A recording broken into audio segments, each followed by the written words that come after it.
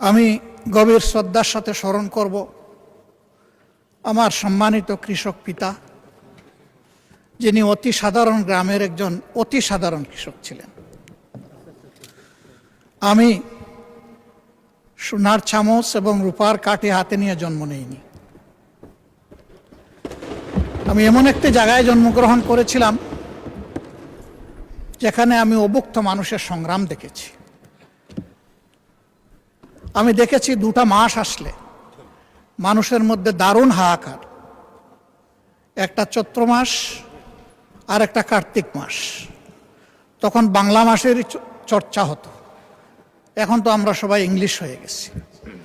এবং এই অধিবেশনে হয়ে আসে দেখলাম যে আমরা উর্দুও হয়ে গেছি। অধিবেশনের সুবাদে বিশেষ করে সরকারি দলের বন্ধুদের কাছ থেকে বুঝে না বুঝে উর্দু শুনে কিছুটা হলেও শেখার চেষ্টা করেছি।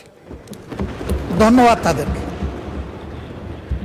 মাননীয় স্পিকার, এই 2টা সময় মানুষ অগ্রিম তাদের শ্রম বিক্রি করে দিত। পেটের ক্ষুধায় ধান কাটার মৌসুমে একজন মানুষ যদি তখন 12 টাকা বেতনে কাজ করত, তাহলে অগ্রিম হিসাবে 5 টাকা বেতনেই পেটের ক্ষুধার কারণে তার শ্রম বিক্রি করে দিত। আলহামদুলিল্লাহ, বাংলাদেশ হাঁটি হাঁটি পা পা করে আজকে সেই অবস্থা থেকে উত্তরণ হয়েছে। তবে এটা ঠিক, আমাদের দেশ পরিচালনার দায়িত্ব যাদের উপর ছিল, তারা যদি সততা, দক্ষতা এবং দায়িত্বশীলতার সাথে দেশ পরিচালনা করতেন, তাহলে 54 বছর অতীতে ফেলে আসা এই দেশটা আরো বহুদূর এগিয়ে যেত। এই জন্য ক্ষমতায় যখন কেউ থাকেন তখন তিনি অনেকটা ফিরিস্তার মতো অভিনয় করেন। অন্যদের শুধু দোষ দেখেন, দুর্নীতি দেখেন, অতীতের সব দুর্নীতি দেখেন। ওই মনে পড়ে গেল একজন মেহমানের কথা। উনি খাইতে বসেছেন, তো উনি হাত দেন না, অনেকক্ষণ বসে আছে। যিনি আতিথেয়তা করবেন তিনি এসে বললেন যে আপনি যে হাত দিচ্ছেন না। বলে কিসে হাত দিব, কয়েকটা ভাত দিয়ে রেখেছ, সাথে আর কিছু লাগবে না? কয়ে যে আপনি না একটু আগে এখানে এসে বললেন। হেই ধুত! তা আমি এসে জিজ্ঞেস করলাম যে কারে আপনি ধমক দিলেন? কয় না, ওই দিকে একটা পবিত্র ঘরে একটা কুকুর ঢুকতে লাগছিল, এখান থেকে 4000 মাইল দূরে, আমি একটু এখান থেকে তাড়িয়ে দিলাম। বলল বাহ, আপনি 4000 মাইল দূরের কুকুর দেখলেন, কিন্তু ভাতের নিচের আপনি রুশটা দেখতে পারলেন না।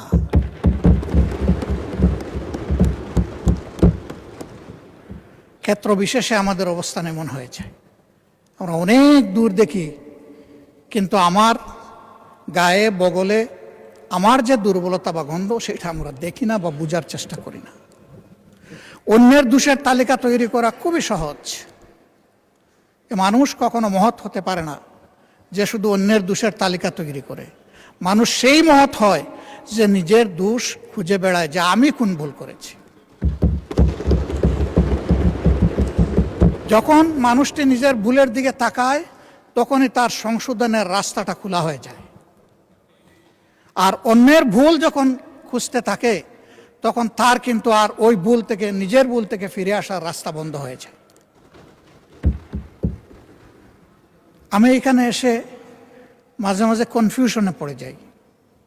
আমি কি মহান জাতীয় সংসদে বসে আছি, নাকি আমি জেগে জেগে ঘুমাচ্ছি? আমি কি স্বপ্ন দেখছি, নাকি আমি বাস্তবেই ইতিহাস শিকার কোনো বিশ্ববিদ্যালয়ের ছাত্র হয়ে এখানে বসেছি?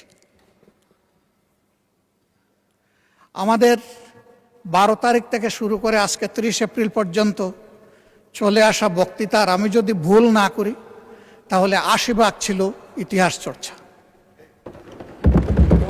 ইতিহাস চর্চা কোনো দোষের কাজ নয়। চলতে হলে জানতে হবে এবং অতীতকে ধারণ করে চলতে হবে, আবার অতীতের ভুল থেকেও শিক্ষা নিতে হবে।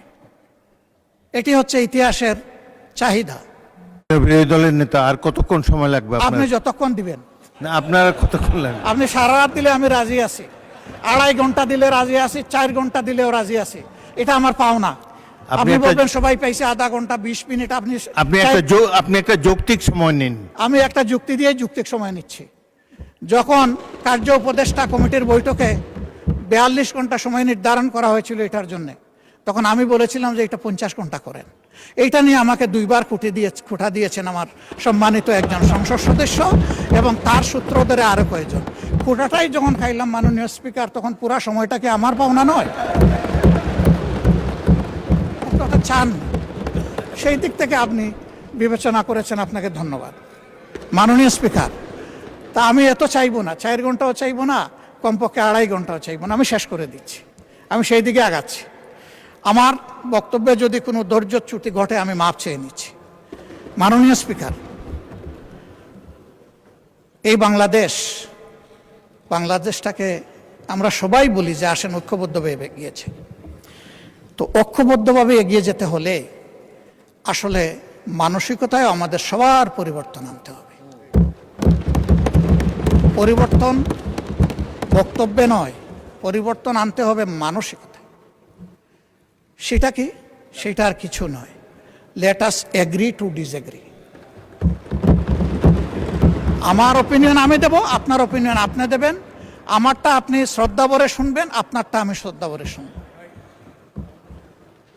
এরপরে যা যৌক্তিক তা নিয়ে আমরা সামনে এগিয়ে যাব। আমরা যদি এতই ক্ষিপ্তা বিরোধী দল হতাম, তাহলে মাননীয় প্রধানমন্ত্রীর এই প্রস্তাবে আমরা সাড়া দিতাম না। আমরা তো বিরোধী দলকে ভালোবাসি না, আমরা তো এখানে বিরোধী দলকে প্রতিনিধিত্ব করতে আসি নাই। আমরা এখানে এসেছি 20 কোটি মানুষের জন্য কথা বলতে। আমরা প্রথম দিনই বলেছি সকল ভালো কাজের সহযোগিতা, আর যখনই ভুল দেখব তখনই আমরা কিন্তু প্রতিবাদ করব, আমরা চুপ করে বসে থাকব না। মাঝে মাঝে এখান থেকে আমাদেরকে বলা হয় এইভাবে চলবেন, ওইভাবে চলবেন, না চললে এই হবে। আসলে কি হবে সেটা দেখতে দেখতেই তো বাংলাদেশিরা আজকে এই জায়গায় এসে দাঁড়িয়েছে। এটা মজলুমের মিলন মেলা, আমরা সবাই দেখে দেখে এখানে এসেছি। আর কপালে যদি ওই দেখা থাকে আরেকবার দেখবো, অসুবিধা কি? জনগণের জন্য কাজ করতে গিয়ে একবার কেন 100বার দেখবো, তাতে অসুবিধা কি? এতেও কোনো অসুবিধা নাই। হ্যাঁ, আমি সর্বশেষ উদাহরণ দেব। যখন কেউ ক্ষমতায় থাকে তখন ওই রকমই কথাবার্তা সুন্দর করে বলে, গলার আওয়াজ বেড়ে যায়, চেহারার ভাবমূর্তি অন্যরকম হয়ে যায়। এই যে আমাদের জুলাই যোদ্ধারা যারা নেতৃত্ব দিচ্ছিল, আমাদের তরুণ যুব সমাজ, তাদেরকেও তো ডিবিটে নিয়ে অনেক কিছু করা হয়েছে, কাণ্ডকারখানা। তাদের সেই দিনের করুণ আহাজারি আর্তনাদ জাতি দেখেছে, বিশ্ব দেখেছে। কিন্তু তাই দিয়ে কি আন্দোলন দমানো গেছে? তাই বলে কি এদেরকে দমানো গেছে? এটা হয় না। চাবুক পিঠে দিতে পারবেন, কিন্তু চাবুক আপনি হৃদয়ের উপরে দিতে পারবেন না। কাজেই আমাদের ভাষা যদি হয় পরস্পরকে শ্রদ্ধা করে, পরস্পরকে মেনে নিয়ে সম্মান করে, ইনশাআল্লাহ নতুন বাংলাদেশ দেখবে। এখানে মাঝে মধ্যে আমি ধারণা করি যে কিছু শিক্ষা প্রতিষ্ঠানের শিক্ষার্থীরা এসে এখানে বসেন, তারা অবজার্ভ করেন। উই ডু স্যালিউট এই উদ্যোগ নেওয়ার জন্য। ওরা যেন এখানে এসে আমাদের দ্বারা অনুপ্রাণিত হয়। ইয়েস, আমরা আমাদের এনসিস্টরদের সত্যিকারের এনসিস্টর হিসাবে পেয়েছি। আমরা গর্বিত সাকসেসর হতে চাই তাদের। আমাদের সব কিছু দেখে যেন তাদের মধ্যে সেই উদ্দীপনাটা আসে। ইতিহাসের বিশাল কুপাকুপির পরে কোনো সম্মানিত সদস্য একেবারে শেষে এসে বলেন যে এগুলা বাদ দিয়ে আসেন, আমরা ঐক্যবদ্ধভাবে এগিয়ে যাই। তা আগে দাগ উড়ালগুলা ফেলে দেন, ওই কুপাকুপিগুলো আমরা বাদ দেই, সেটা আমিই দেই আর ওখান থেকেই দেওয়া হোক। ওগুলা ফেলে দিয়ে যখন ঐক্যের ডাক দেওয়া হবে, সেই ডাকটা তখন হবে কার্যকর ডাক। মাননীয় স্পিকার, আমি বুঝতে পারছি আমার সময় সংকেত বেজে উঠেছে, আমি আর বেশি সময় নেব না। আমি 1 মিনিট কথা বলে বিদায় নিচ্ছি। কি ভাই এটা? জি জি, না সেটা তো ভিন্ন ব্যাপার, আমার বক্তব্য আমি শেষ করছি। আমি শুধু এতটুকু বলবো যে ভাই, অতীতকে স্মরণ রাখা ভালো, ইতিহাস শিক্ষা ভালো, কিন্তু ইতিহাসকে নিয়ে পড়ে থাকলে আমরা নিজেরা ইতিহাস তৈরি করতে পারবো না। ইতিহাসকে ইতিহাসের জায়গায় রেখে আসুন আমরা এগিয়ে যাই। আমার কোথায় কেউ যদি কষ্ট পেয়ে থাকেন ক্ষমা চাই। ভালো যদি কিছু বলে থাকি, আল্লাহ আগে আমাকে আমল করার তৌফিক দিন এবং আমাদের সবাইকে এটা মানার তৌফিক দান। আমি একটা কৈফিয়ত না দিয়ে পারছি না। মাননীয় প্রধানমন্ত্রীর পরিবারকে জড়িয়ে যারা অশ্লীল আচরণ করেছে, উনি এখনো বিচার চান নাই, আমি তার পক্ষে তাদের বিচার চাই।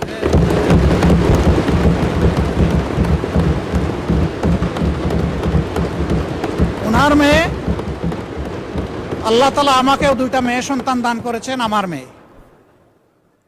ওনার মেয়ের সম্মান মানে আমার মেয়েরও সম্মান, মানে আমাদের মেয়েরও সম্মান।